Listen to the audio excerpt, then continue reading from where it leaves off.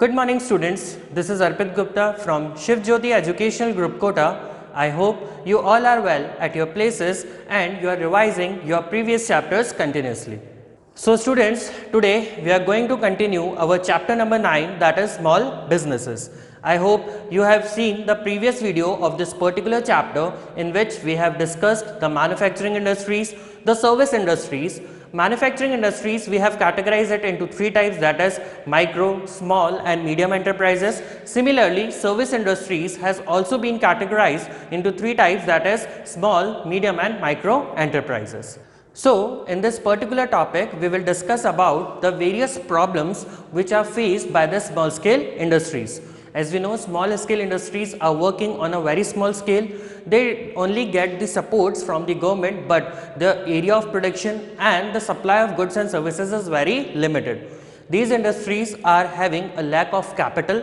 These industries are having lack of technology, and because of this, these kind of industries are not able to meet whole the demand of the particular area.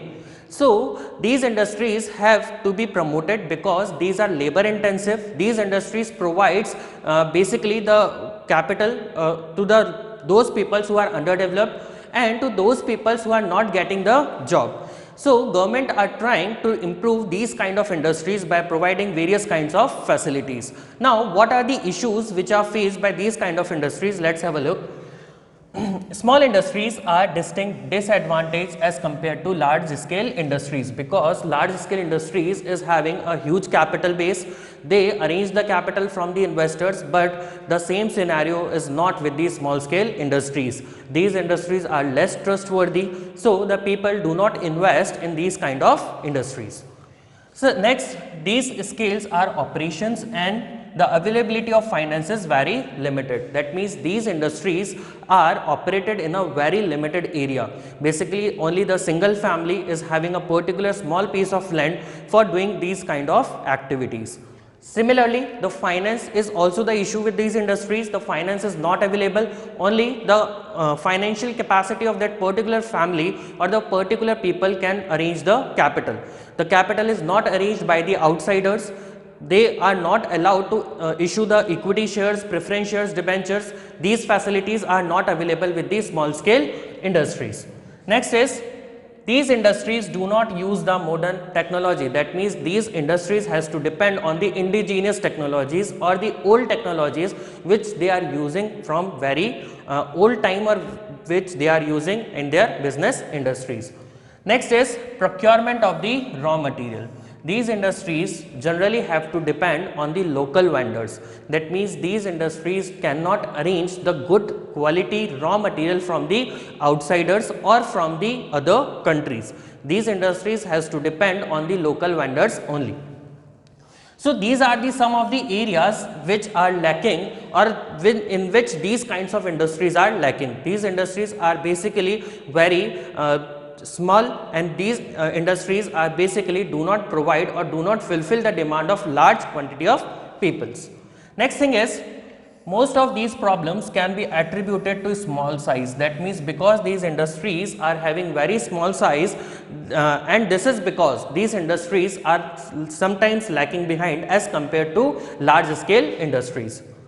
Next thing is, however, the problems faced are not similar to the categories of small business. For instance, in this case of small ancillary units, the major problems are including delayed payment. That means because these industries cannot arrange the capital.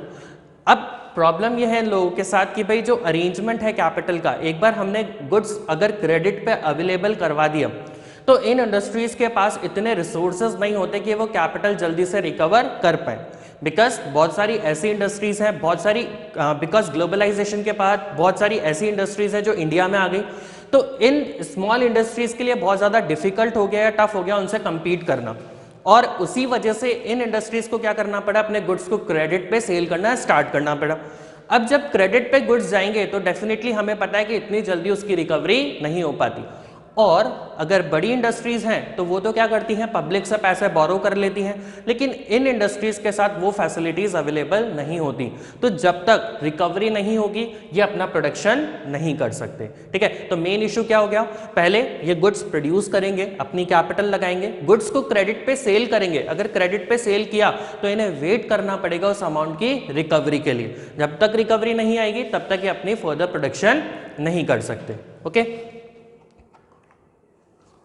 now what are the problems which are basically faced by the small scale industries? The first one is the finance. As we have discussed that these kind of small scale industries are that not availability of adequate funds, that means these industries has to depend on the local resources. अब होगा क्या, ये या तो arrange कर सकते हैं, खुद की कैपिटल लगा सकते हैं, खुद की कैपिटल अगर कम पड़ रही है तो ज़्यादा से ज़्यादा अपने रिलेटिव से बोरो कर सकते हैं, लेकिन किसी भी ऐसे पब्लिक से जो अननोन है, या फिर public borrowings in the form of debentures, in the form of loan, ये सारी फैसिलिटीज स्मॉल स्केल इंडस्ट्रीज को अवेलेबल नहीं होती है।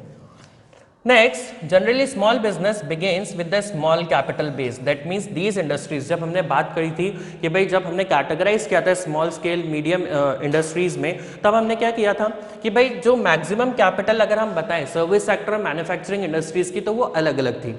अब डिपेंड करता है कि आप मैन्युफैक्चरिंग इंडस्ट्री स्टार्ट करना चाहते हैं या फिर सर्विसेज। जैसे फॉर एग्जाम्पल हम बात करते हैं 10 करोड़। अब देखने में तो ये अमाउंट बहुत ज़्यादा लगता है, लेकिन हम अगर इस इंडस्ट्री को सेटअप करना चाहें, क्योंकि हमें मशीनरीज की ज़रूरत होगी, लेबर की पेमेंट करनी है, तो ये कैपिटल बहुत स्मॉल हो जाती है जब हम इंडस्ट्री साइड में जाते हैं। तो ये जो 10 करोड़ हमने यहाँ पे इन्वेस्ट किया, ये फिक्स्ड कैपिटल है। अब हमारे पास और कोई अरेंजमेंट या और कोई रिसोर्स अवेलेबल नहीं है फर्दर कैपिटल अरेंज करने का। तो इन इंडस्ट्रीज को लिमिटेड कैपिटल के साथ ही क्या करना पड़ता है, अपनी बिजनेस एक्टिविटीज करनी पड़ती हैं। Next, as a result they heavily dependent on the local financial resources and are frequently victims of exploitation. अब होगा क्या कि भाई कैपिटल अरेंज करनी भी है तो इनको किस पे डिपेंड रहना पड़ेगा, बैंक्स तो इनको लोन्स प्रोवाइड करेंगे नहीं, क्योंकि इनके पास कोई कोलेटरल सिक्योरिटीज नहीं होती है रखने के लिए, कोई प्रॉपर्टी इनके पास नहीं होती है रखने के लिए, पुअर पीपल्स है, तो इनको क्या करना है, जो लोकल मनी लेंडर्स हैं उन पे डिपेंड रहना पड़ेगा। अब जब मनी लेंडर्स की बात आती है तो डेफिनेटली बात है इनका क्या स्टार्ट हो जाता है, एक्सप्लॉयटेशन होना, क्योंकि मनी लेंडर्स इनसे उनके अकॉर्डिंग इंटरेस्ट रेट चार्ज करते हैं, और उस केस में इनको क्या करना पड़ता है, अपनी कोई भी प्रॉपर्टी, अपनी कोई भी लैंड मॉर्गेज रखनी पड़ती है।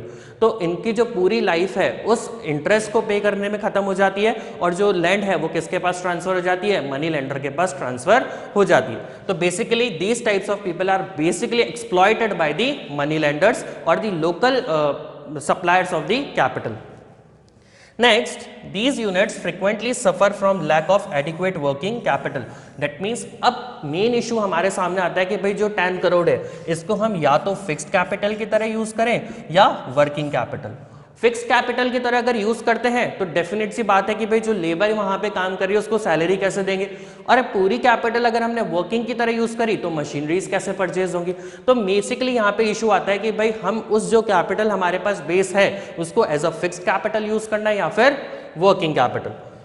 Next, bank also do not lend money without any adequate collateral security. As we have discussed that bank को तो क्या चाहिए कि भाई हम आपको लोन दे देंगे, लेकिन कोलेटरल सिक्योरिटी, जब तक कोलैटरल सिक्योरिटी हमारे पास नहीं होगी तब तक बैंक्स हमें फंड्स अवेलेबल नहीं करवाएंगे। Next issue is raw material. The second thing is raw material. Another major problems of small business is the procurement of raw material.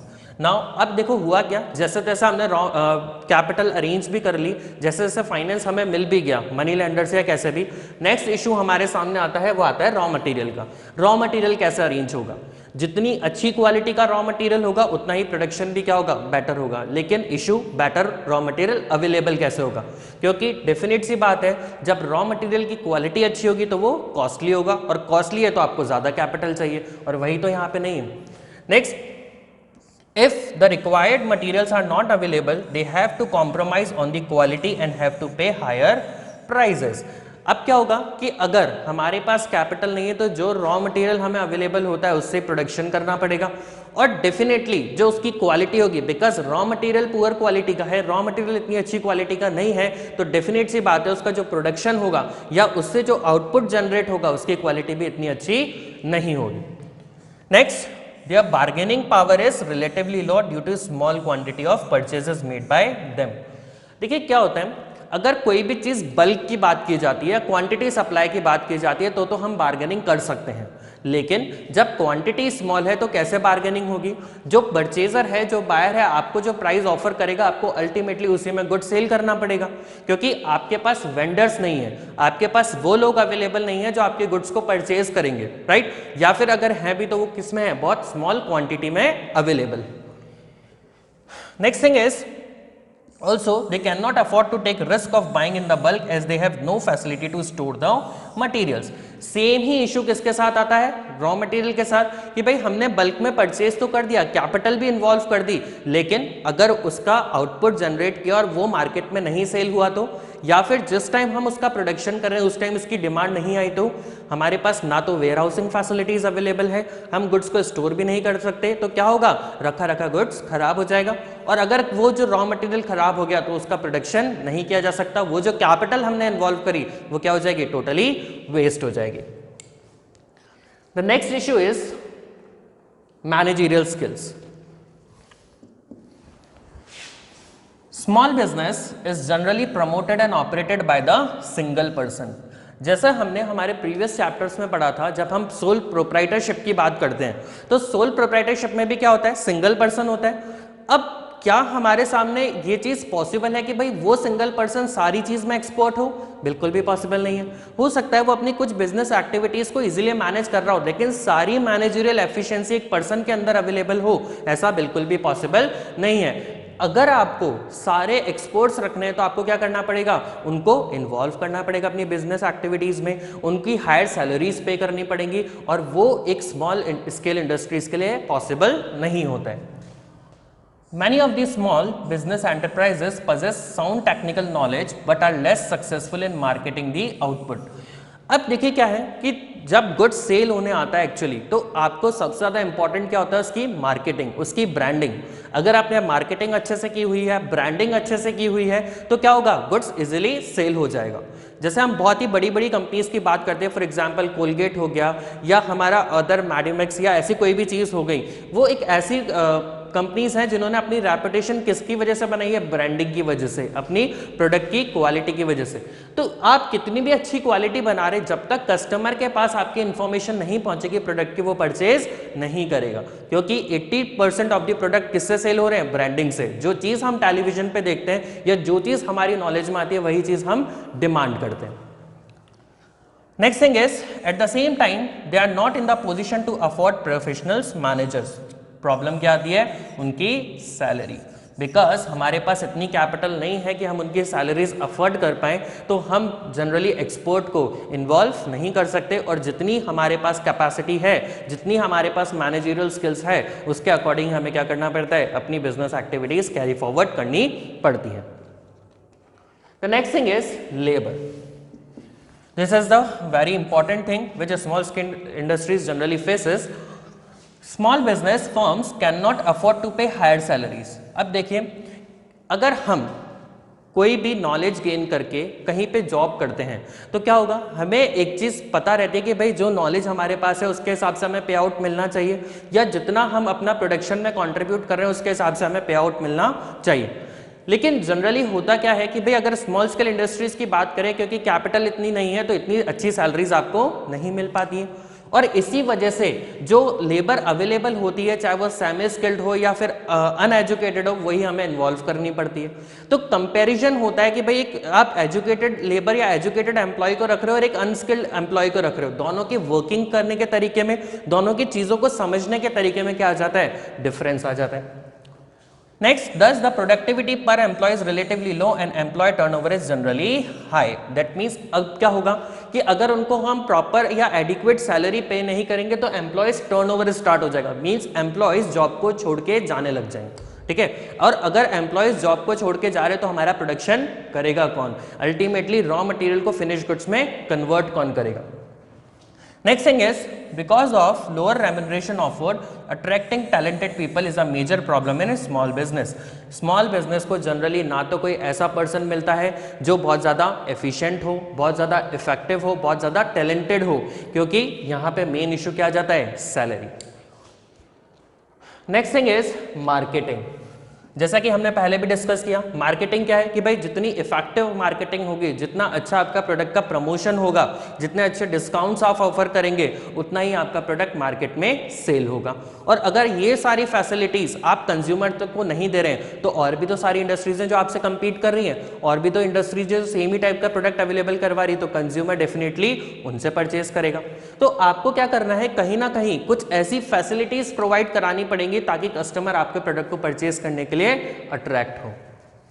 तो क्या बोल रहे हैं, marketing is one of the most important activities at its generates revenue. देखिए क्यों होता है, क्योंकि एक बार हमने एक्सपेंडिचर कर दिया, एक बार हमने एडवर्टीजमेंट प्रिपेयर करवा दिया, वो क्या हो गया, वन टाइम एक्सपेंडिचर। अब क्या होगा, वो एडवर्टीजमेंट बार बार कंज्यूमर की टीवी सेट्स पे रोटेट होगा, तो क्या होगा, कंज्यूमर के माइंड में आएगा कि भाई हमें एक बार तो ये प्रोडक्ट ट्राई करना ही चाहिए। किस टाइप का प्रोडक्ट है, अगर अच्छा हुआ, बेनिफिट हुआ, तो नेक्स्ट टाइम परचेज करेंगे, नहीं तो नहीं करेंगे।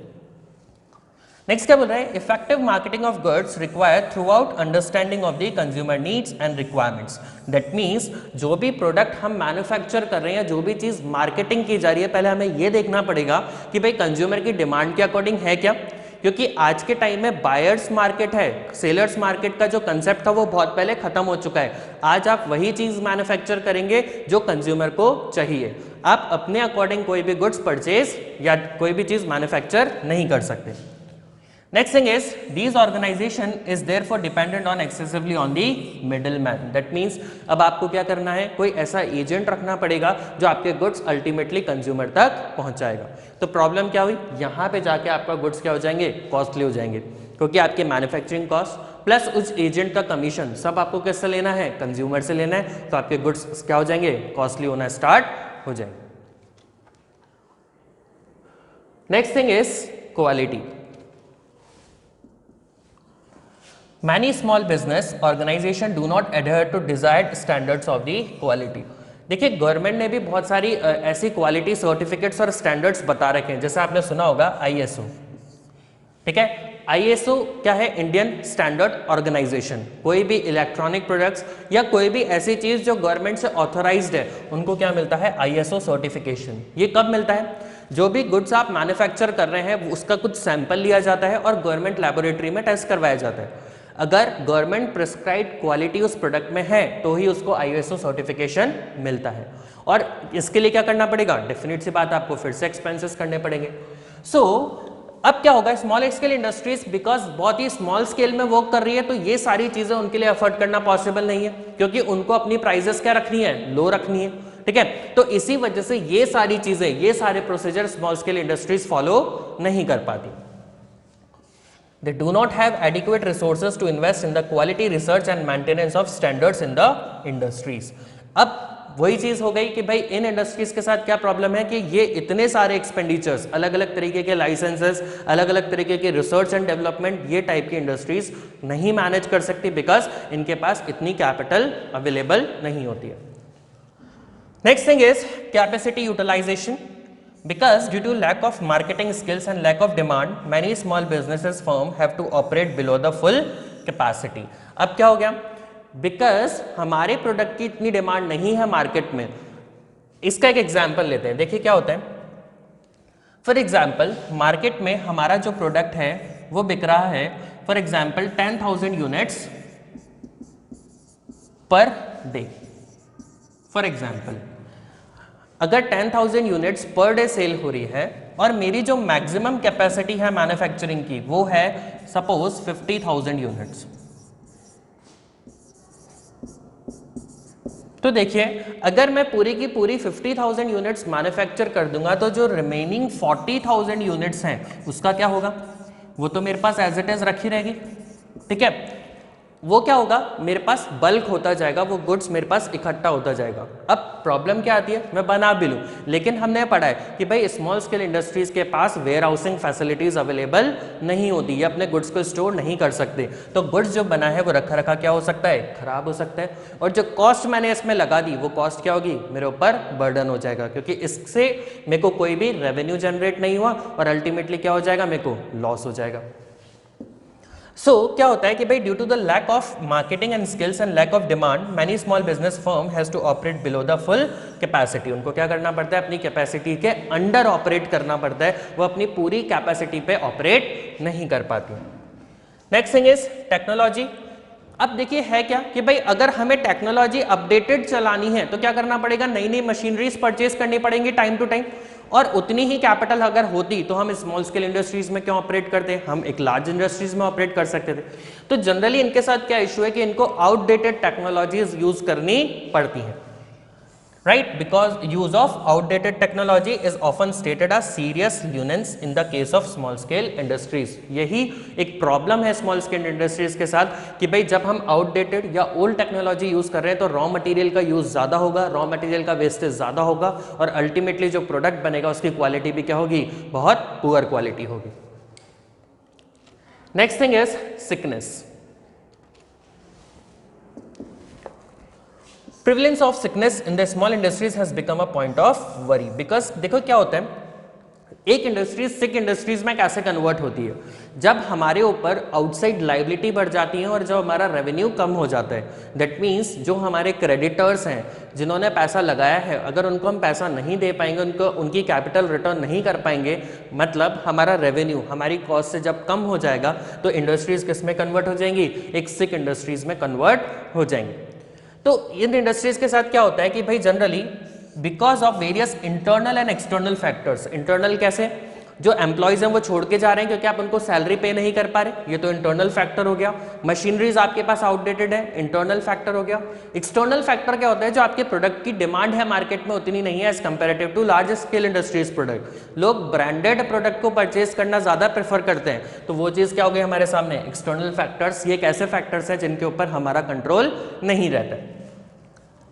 Some of the external problems including delayed payment। देखिए जो चीज़ हमने डिस्कस करी थी कि भाई इन इंडस्ट्रीज का जो पेमेंट है, जो डेफिनेट सी बात है क्रेडिट फैसिलिटीज हम अवेलेबल करवा ही रहे हैं। अब क्रेडिट फैसिलिटीज अवेलेबल करवाया तो रिकवरी भी होनी चाहिए, और उसके लिए हमें क्या करना पड़ेगा, रिकवरी मैकेनिज्म होना चाहिए, वो स्मॉल इंडस्ट्रियल इंडस्ट्रीज में होता ही नहीं।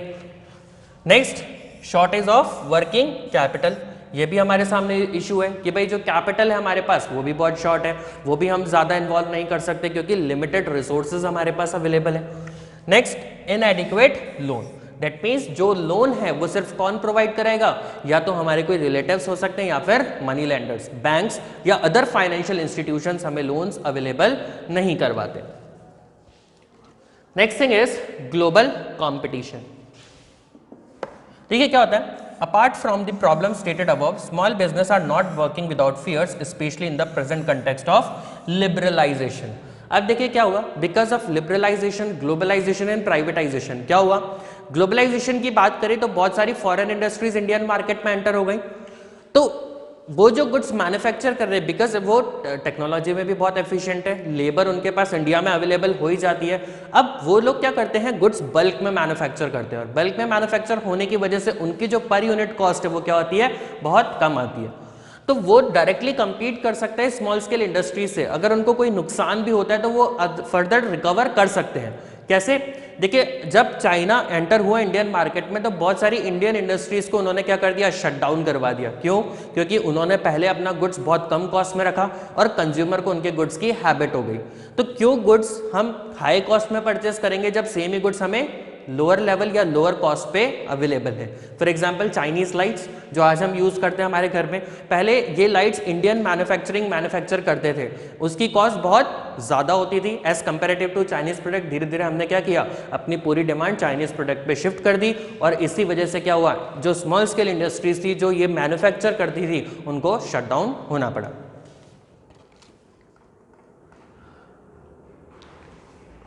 Okay, next thing is competition is not only from the medium and large scale industries but also from the multinational companies। अब क्या हुआ कि इन इंडस्ट्रीज का कंपटीशन सिर्फ हमारी इंडियन इंडस्ट्रीज जो लार्ज स्केल या फिर जो मीडियम स्केल पे ऑपरेट करें उनसे नहीं, लेकिन जो बाहर से इंडस्ट्रीज आई हैं उनके साथ भी क्या चल रहा है, हमारा कंपटीशन चल रहा है। और जब मल्टीनेशनल हम ग्लोबल लेवल की बात करते हैं तो स्मॉल स्केल इंडस्ट्रीज इतनी डिमांड भी पूरी नहीं कर पाती और गुड्स की क्वालिटी भी इतनी अच्छी नहीं हो पाती है। Next, it is difficult to withstand with the quality standards, technological skills and credit worthiness. सबसे मेन इशू जो आता है वो आता है तीन ही चीजों का, जो आती है हमारी technologies, second thing is credit worthiness and third one is quality. ठीक है, ये तीनों चीजें अगर आपके पास हैं तो ही आप ऑपरेट कर सकते हैं, क्योंकि फाइनेंस तो आपको हर लेवल पे चाहिए। नेक्स्ट चीज, आपकी गुड्स का क्वालिटी अच्छी होनी चाहिए, वो कंज्यूमर की नीड्स को सेटिस्फाई करना चाहिए। थर्ड थिंग इज आपके पास टेक्नोलॉजिकल स्किल्स होनी चाहिए, आपके पास अपडेटेड टेक्नोलॉजीज होनी चाहिए, जो एक स्मॉल स्केल इंडस्ट्रीज के लिए पॉसिबल नहीं होता है। Now, what are the government assistance, or we can say what are the government help which has been provided to the small scale industries? Now, keeping in view the contribution of small business to the employment generation, देखिए एक economy कभी भी developed कब होती है, जब वहाँ के सारे लोगों को एम्प्लॉयमेंट मिल जाता है, सब लोग सेल्फ डिपेंडेंट हो जाते हैं, और वो वर्क किसका है? स्मॉल स्केल इंडस्ट्रीज का। स्मॉल स्केल इंडस्ट्रीज को इसलिए जनरेट रखना या इसके लिए वर्किंग प्रोसेस में रखना गवर्नमेंट के लिए एक प्रॉब्लम है, एक इशू है कि भाई हम इनको बंद भी नहीं कर सकते। अगर हमने स्मॉल स्केल इंडस्ट्रीज को बंद कर दिया तो लोग क्या हो जाएंगे? बहुत ज़्यादा क्वांटिटी में अनएम्प्लॉयड हो जाएंगे। Next, the government of India policy thrust has also been established promoting and developing the small scale business sector। तो गवर्नमेंट ने क्या किया? बहुत सारी फैसिलिटीज स्मॉल स्केल इंडस्ट्रीज को प्रोवाइड करना स्टार्ट किया, जो हम फर्दर पढ़ेंगे। जैसे जो इलेक्ट्रिसिटी है वो कंसेशनल रेट्स पर प्रोवाइड करी, water supply free of cost first 5 years, then at the concessional rates, land concessional rates पर प्रोवाइड करी। तो ये सारी फैसिलिटीज जिसमें एक्चुअल कॉस्ट इनकर हो रही थी वो गवर्नमेंट ने कंसेशनल रेट्स पर प्रोवाइड करना स्टार्ट किया। Now, there are various kinds of institutions which has been developed by the government for the small scale industries. The first thing is NABARD. As we know, this is the rural or agriculture bank which provides the funds to the small scale industries. क्या होता है इस bank के अंदर? ये generally जो establish की जाती है, किसके लिए एस्टेब्लिश की जाती है? स्मॉल स्केल इंडस्ट्रीज के लिए। ये फाइनेंस प्रोवाइड कराती हैं किसको? स्मॉल स्केल इंडस्ट्रीज को। देखो किस चीज के लिए? Agriculture, small scale industries, cottage and village industries and rural artisans using credit and non credit approaches. That means ये जो बैंक है आपको विदाउट सिक्योरिटी और विद सिक्योरिटी दोनों तरीके से आपको लोन प्रोवाइड करवाती है। तो बेसिकली कौन सी इंडस्ट्रीज हमने कवर की? स्मॉल स्केल इंडस्ट्रीज को कवर किया गया, कॉटेज इंडस्ट्रीज को कवर किया और विलेज इंडस्ट्रीज को इसके अंदर इंक्लूड किया गया। Next thing is the rural small business development centre, RSBDC। देखिए क्या है, इस पर्टिकुलर इंडस्ट्रीज का मेन टारगेट क्या था कि आपको कन्वेंस प्रोवाइड कराना, आपको कोई भी फैसिलिटीज चाहिए, लोन फैसिलिटीज चाहिए, वो प्रोवाइड कराना। तो RSBDC ने क्या किया? एक प्रोग्राम ऑर्गेनाइज कराया जिसके अंदर आपको क्या किया जाएगा? Entrepreneurship skill upgradations, workshops and mobile clinics. That means आप अपनी इंडस्ट्रीज को कैसे डेवलप कर सकते हो उसकी प्रॉपर ट्रेनिंग आपको प्रोवाइड की जाएगी। नेक्स्ट थिंग, अगर आप कोई भी टाइप का बिजनेस स्टार्ट करना चाहते हो तो उस बिजनेस के लिए आपको असिस्टेंस प्रोवाइड करी जाएगी इस पर्टिकुलर ऑर्गेनाइजेशन से। Next thing is NSIC। देखिए NSIC का क्या कंट्रीब्यूशन है? बहुत मेजर कंट्रीब्यूशन है। अगर कोई भी मशीनरी आपको हायर परचेज पे चाहिए, हायर परचेज मींस इंस्टॉलेशन या फिर सॉरी इंस्टॉलमेंट, ठीक है। क्या होता है कि भाई अगर कोई भी मशीनरी आपको इंस्टॉलमेंट में परचेज करनी है तो आप यहाँ से परचेज कर सकते हैं, क्योंकि इतना ह्यूज अमाउंट, कोई भी मशीनरी 50 लाख 60 लाख इतना बड़ा अमाउंट अगर आप इन्वेस्ट कर रहे हैं और आपके पास कैपिटल अवेलेबल नहीं है तो आप इसको क्या कर सकते हैं? हायर परचेज में या इंस्टॉलमेंट में परचेज कर सकते हैं। Next thing is Procured, supply and distributes the indigenous and imported raw material। अब देखिए सेकंड इशू क्या था हमारे साथ कि हमारे पास good quality raw material available नहीं था, तो गवर्नमेंट ने सेकंड इशू इसको भी रिजॉल्व कर दिया कि भाई हम आपको good quality raw material available करवाएंगे। Next, export of the products of small business. देखिए क्या होगा कि अगर हमारा प्रोडक्ट इंटरनेशनल लेवल पे सेल होने लगेगा तो हमारा रेवेन्यू जनरेट ज्यादा होगा, ये जो इंडस्ट्रीज है इनको शटडाउन नहीं होना पड़ेगा, right. Next, mentoring and advisory services. अगर आपको कोई इशू है, कोई प्रॉब्लम है, कोई डिफिकल्टी आप फेस कर रहे हैं तो उस चीज के लिए एडवाइजरी सर्विसेज या we can say the support services are also provided by NSIC। Next thing is saviour technological business incubators. Incubators generally कौन होते हैं? जो आपको प्रोटेक्ट करते हैं, ठीक है। मतलब अगर आपके साथ कोई इशू आ रहा है, कोई प्रॉब्लम आ रहा है, आप अपनी स्मॉल स्केल इंडस्ट्रीज नहीं चला पा रहे, तो इंक्यूबेटर्स क्या करते हैं? आपको प्रोटेक्ट करते हैं। Next, creating awareness of technological upgradation. जैसे जैसे टेक्नोलॉजी चेंज होगी, जैसे जैसे टेक्नोलॉजीज अपग्रेड होंगी, उन चीज़ों की इंफॉर्मेशन प्रोवाइड कराने का काम NSSC का। Developing software technology parks and technological transfer centres. That means अब क्या होगा कि भाई अगर आप कोई भी सॉफ्टवेयर रिलेटेड हेल्प लेना चाहते हैं, तो उसके लिए गवर्नमेंट ने क्या किया? एक इंस्टीट्यूशंस पार्क्स डेवलप कर दिए कि भाई अगर आप वो टेक्नोलॉजीज परचेज नहीं कर सकते तो यहाँ से हेल्प ले सकते हैं। ये नॉमिनल चार्ज पे या we can say at the free of cost ये आपको सर्विसेज प्रोवाइड करवाएंगे। Next thing is a new scheme of performance and credit drafting of the small business is implemented through NSIC. That means अब जो facility start हुई credit की, वो NSIC ने start कर दी कि भाई आप पैसा ले जाओ, लोन ले जाओ, जैसे फार्मर्स को दिया जाता है बहुत ही कम इंटरेस्ट रेट पे। आपने एक स्कीम सुनी होगी किसान क्रेडिट कार्ड, ठीक है, KCC जो स्कीम चल रही है, उसमें क्या होता है? जो हमारे फार्मर्स हैं वो क्या कर सकते हैं? बैंक से लोन ले सकते हैं उस क्रेडिट कार्ड के ऊपर, जिससे वो अपनी जो भी फार्मिंग के मटेरियल्स हैं उसको परचेज कर पाए। तो ये KCC की स्कीम क्यों मिली? कि भाई अगर आपके पास फंड्स नहीं है, कोई प्रॉब्लम नहीं है, बहुत कम इंटरेस्ट रेट पे हम आपको फंड्स अवेलेबल करवा देंगे। Next, marketing assistance scheme. देखिए, marketing a strategic tool of business development is critically for the growth and survival of micro small and medium enterprises. देखिए, नेक्स्ट इशू हमारे क्या साथ में था? मार्केटिंग। हम अपने प्रोडक्ट्स को प्रमोट नहीं कर पा रहे थे, हम अपने प्रोडक्ट्स को मार्केट नहीं कर पा रहे थे, लोगों तक नहीं पहुंचा पा रहे थे। तो वो इशू भी गवर्नमेंट ने क्या किया? खत्म कर दिया कि भाई आप प्रोडक्ट मैन्युफैक्चर कीजिए, उसकी मार्केटिंग हम लोग करवाएंगे। ऑब्जेक्टिव क्या था इसका, वो भी बात कर लेते हैं। To enhance marketing capacities and competitiveness of micro, small and medium enterprises। मतलब अब हमारा टारगेट क्या है? प्रोडक्ट को प्रमोट करना। सेकेंडली, हमारी प्रोडक्ट्स की क्वालिटी वैसी होनी चाहिए कि वो दूसरे प्रोडक्ट से क्या कर पाए? कंपीट कर पाए। मतलब दोनों की क्वालिटी क्या होनी चाहिए? सेम होनी चाहिए, और कंज्यूमर अब हमारे प्रोडक्ट को भी क्या करे? परचेज करे। Next, to showcase the competencies of micro small and medium enterprises. अब इनकी कैपेसिटी को इंक्रीज किया गया। इनको देखो, हमने जब लैंड अवेलेबल करवा दी, इनको हमने मशीनरीज अवेलेबल करवा दी, अच्छी तरीके का रॉ मटेरियल अवेलेबल करवा दिया, तो डेफिनेट सी बात है अब इनकी कैपेसिटी क्या होगी? ऑटोमेटिकली इंक्रीज होगी, और कुछ लेवल तक इनकी जो क्वालिटी है प्रोडक्ट की, उसमें भी क्या आएगा? इंप्रूवमेंट आने वाले। Next thing is to update MSME about the prevalent marketing scenario and its impact on their activities। इसका मतलब हमने एक चीज पढ़ी है कि भाई टाइम टू टाइम कंज्यूमर के टेस्ट एंड प्रेफरेंसेस चेंज होते हैं, टाइम टू टाइम कंज्यूमर की डिमांड चेंज होती है। तो वो चीज हमें कैसे पता लगेगी?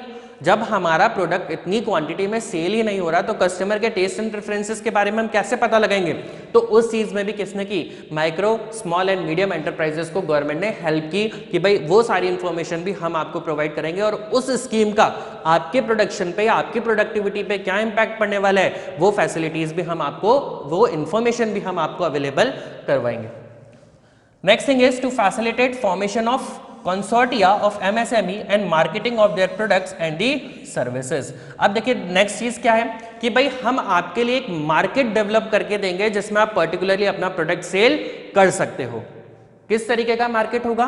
उस तरीके का मार्केट होगा जहां कंज्यूमर ज्यादा इन्वेस्ट नहीं करना चाहते, क्योंकि आज देखिए क्या है, हमें अच्छी क्वालिटी का भी प्रोडक्ट चाहिए और हम ज्यादा खर्चा भी नहीं करना चाहते। हम कम से कम एक्सपेंडिचर, हम ऑप्शंस ढूंढते हैं कि सेम ही सर्विस हमें कम से कम कॉस्ट में कहां अवेलेबल हो जाएगी। तो डेफिनेट सी बात है, जब सारी फैसिलिटीज यहाँ पे गवर्नमेंट दे रही है, तो प्रोडक्ट की जो प्राइस होगी वो कंपैरेटिवली कम होगी, और कंज्यूमर हमारे प्रोडक्ट को भी परचेज करना स्टार्ट कर सकते हैं। Next, to provide platform for MSME for interactions with the large institutional buyers। that means अब गवर्नमेंट ने एक फैसिलिटी प्रोवाइड की, जो लोग बल्क में गुड परचेज करना चाहते हैं, लार्ज इंस्टीट्यूशनल बायर्स हैं, वो भी आपके साथ इंटरैक्ट कर पाए, वो भी आपके प्रोडक्ट को परचेज कर पाए, जिससे आपकी बल्क क्वांटिटी, जिससे आपको ज्यादा प्रॉफिट जनरेट हो, वो भी आप एक्टिविटीज परफॉर्म कर पाओ। Next, to disseminate and propagate various programmes of the government. इसका मतलब कि ऐसी फैसिलिटीज़, ऐसे प्रोग्राम्स जो गवर्नमेंट ऑर्गेनाइज कर पा रही है, जो गवर्नमेंट आपके लिए ऑर्गेनाइज कर रही है, उसमें आप पार्टिसिपेट कर सकते हैं और गवर्नमेंट आपको वो तरीके बताएगी कि किस तरीके से आप अपनी स्मॉल स्केल इंडस्ट्रीज को डेवलप कर सकते हो। Next, to enrich the marketing skill of micro, smalls and medium enterprises. That means जो आपके अंदर मार्केटिंग कैपेसिटी होनी चाहिए। मार्केटिंग कैपेसिटी मतलब कि भाई कैसे मैं अपने गुड्स को प्रमोट कर सकता हूँ, क्या मुझे टेलीविजन की हेल्प लेनी है, क्या मैं पर्सनली जाके कंज्यूमर को प्रोडक्ट के बारे में बता सकता हूँ, तो क्या मार्केटिंग स्ट्रेटेजीज आपको डेवलप करनी है, क्या मार्केटिंग फिनोमिना आपको अडॉप्ट करना है, वो फिनोमिना गवर्नमेंट आपको बताएगी कि भाई कैसे कम से कम खर्चे में, कैसे मिनिमम एक्सपेंडिचर में आप अपने प्रोडक्ट को परचेज कर सकते हैं कंज्यूमर को, और कैसे ज्यादा से ज्यादा कंज्यूमर तक आप रीच कर सकते हैं। Okay students, so I hope you have understood all the things which we have discussed today. Please revise your both this video and your previous video so you can understand the topic till now. So we are concluding here only. We will discuss our remaining chapters in our next video. Till then, thank you and have a nice day.